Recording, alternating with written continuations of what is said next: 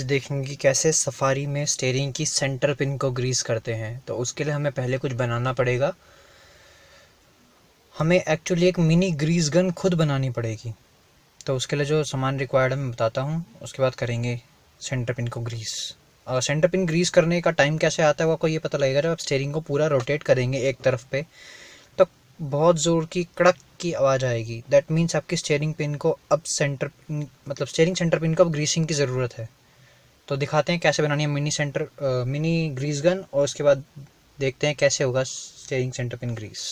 Mini grease gun के लिए हमें चाहिए एक सिरेंज जिसके अंदर हमने ऑलरेडी ग्रीस भर लिया है, और दो छोटी केबल टाइज और एक छोटी पाइप जो हम यहाँ आगे लगाएंगे और उसके बाद इसे केबल टाई से टाइट कर देंगे। और उसके बाद जहाँ पे सेंटर पिन है, सेंटर पिन के अंदर इस पाइप को फंसा के उसे भी केबल टाइप से टाइट करेंगे। पहले मैं इस ग्रीस गन को कंप्लीट करता हूँ, फिर आपको एक बार और दिखाता हूँ। हमारी मिनी ग्रीस गन रेडी है। मैंने यहाँ से इसको अटैच करके पूरा टाइट कर दिया है केबल टाइप को, पर यहाँ पे केबल टाइप को सिर्फ इतना कराया था कि वो गिरे ना। टाइट हम इसे स्टीयरिंग पिन ग्रीसिंग पॉइंट के ऊपर लगाने के बाद करेंगे। स्टीयरिंग पिन ग्रीसिंग पॉइंट होता कहाँ पे है? कार के लेफ़्ट फ्रंट टायर के पास सफारी में आगे। मैं आपको दिखाता हूँ कहाँ पे है। जैसे हमने स्टीयरिंग को पूरा टर्न कर रखा है इस टाइम पे लेफ़्ट साइड में, तो ये है हमारी सेंटर पिन पूरी। एंड आप ध्यान से देखेंगे तो ये है इसका ग्रीसिंग लोकेशन, ये छोटा सा पॉइंट। तो इस पाइप को हमें इसके ऊपर फिट करना है। मैं फिट करके फिर दिखाता हूँ।